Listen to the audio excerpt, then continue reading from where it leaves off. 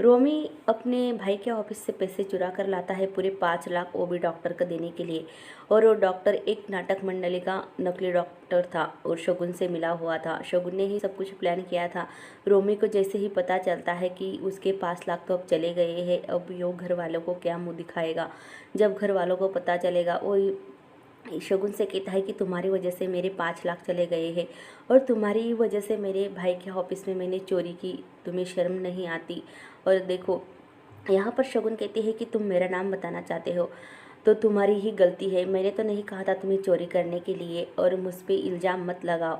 और जाकर भी क्या बताओगे घर वालों को कि तुमने ये 5 लाख क्यों चुराए थे, क्यों तुम बाप नहीं बन सकते, ये अपनी बात बताओगे? तुम कभी भी नहीं बताओगे। और ये सुनने से पहले तुम्हारी माँ को तो हार्ट अटैक आ जाएगा और घर वाले काफ़ी परेशान हो जाएंगे। रोमी वहाँ से रोता रोता चला जाता है। घर में जैसे ही आता है, रमन उससे कहता है कि अच्छे से निपट गई शादी तुम्हारी दोस्त की, तुम अच्छे से एंजॉय किया ना रोमी। मैं तुम्हें आज एक बात बताता हूँ, जैसे कि जो लॉकर की चाबी एक डुप्लीकेट चाबी थे तो तुम्हें भी पता है, अब तुम ऑफिस जाओ और वहाँ से 5 लाख निकाल कर लाओ थी जो अलमारी में से। यहाँ पर रोमी घबरा जाता है, उसे चेक हो जाता है कि रमन भाई को पता चल चुका है कि ये चोरी मैंने ही की है। रमन उसे कहता है कि जाओ, मैंने तुम्हें कहा है ना, तो अलमारी से 5 लाख निकाल कर लाओ, तुम्हें चाबी तो पता ही होगी।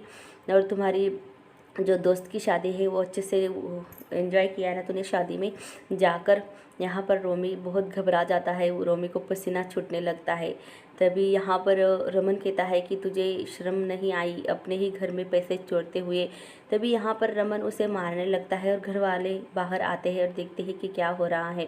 तभी यहाँ पर शगुन भी चुप चुप कर देख रही होती है, उसे यही लगता है कि कहीं उसकी पोल ना खोल दे।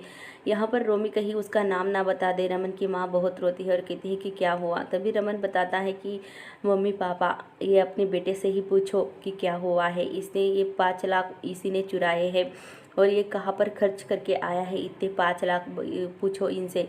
यहाँ पर रमन रोमी को बहुत मारता है और पूछता है कि क्या किया तूने 5 लाख का, तुम्हारी वजह से इशिता के माँ बाप पे इल्ज़ाम लगा चोरी का, उसके घर पुलिस आए और तुम्हें शर्म नहीं आई। 5 लाख तुम कहाँ पर खर्च करके आए हो बताओ रोमी, और तूने ऐसा क्या किया, क्यों किया? मुझे पता था पहले से ही कि तू एक नंबर का नाकारा इंसान है, कभी ज़िंदगी में कुछ भी नहीं कर सकता। तेरी हर गलती को मैं माफ़ करते आया हूँ, पर आज नहीं, आज मैं तुझे माफ़ नहीं करूँगा।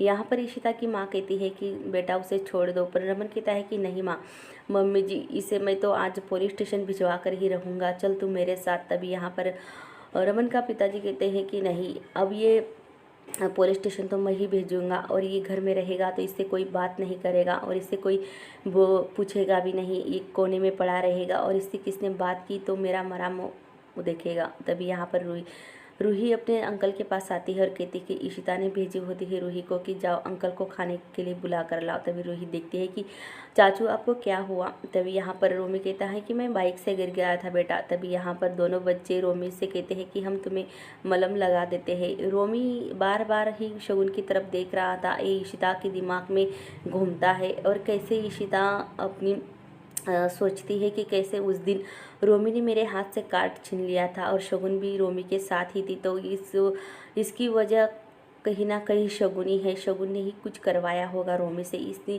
नहीं तो रोमी इतने 5 लाख तो नहीं चोरी करता। मैं तो ये शगुन को छोड़ूंगी ही नहीं है। घर से बाहर निकालने की बाद भी ये लड़की हमारे घर में कुछ ना कुछ हंगामे करती रहती।